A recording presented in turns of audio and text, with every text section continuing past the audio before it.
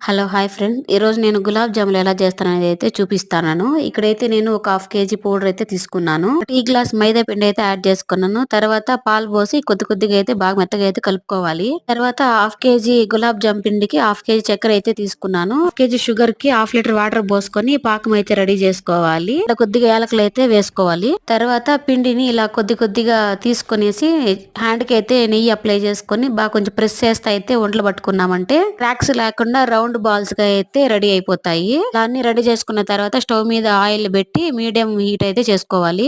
Heat అయిన oil లో మనం ఇందాక చేసుకున్న బాల్స్ అయితే ఒక్కొక్కటి వేసుకోవాలి. ఆయిల్ తగినన్ని అయితే వేసుకొనేసి మంటని మీడియం ఫ్లేమ్ లో పెట్టుకొని గులాబ్ జాములు అయితే చేసుకోవాలి.